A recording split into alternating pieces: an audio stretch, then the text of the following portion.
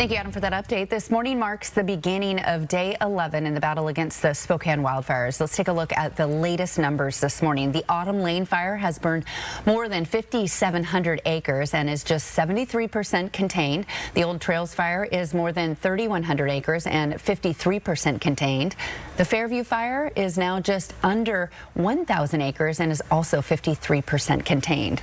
At least 900 homes, businesses, and other buildings were destroyed since the fire started on August 1st. And Governor Bob Ferguson announcing a new emergency declaration to help people who are impacted. And that proclamation is also suspending several state laws to help recovery efforts. Some of those resources will take effect today. Sean Chitnis joins us now with more on how this could help those who have lost their homes. Sean, good morning.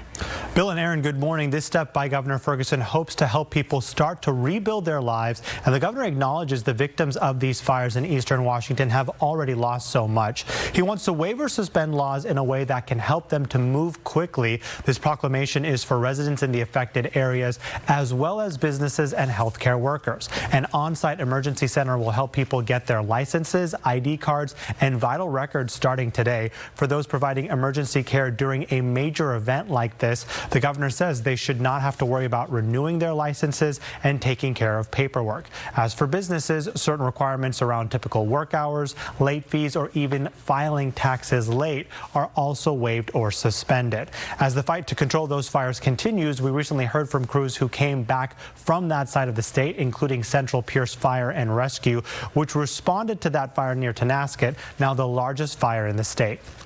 This is probably the most extreme weather event I've witnessed or been part of on a fire. And at that point, you know, those conditions are untenable. There is nothing that a human is going to do to change that. You know, wildfire is the only natural disaster that we try to control.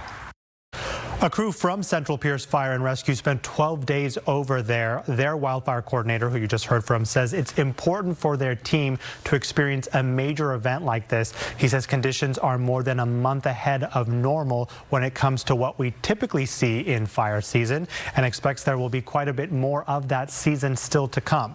He also warned that the state's fire agencies are reaching that point where they're stretched thin.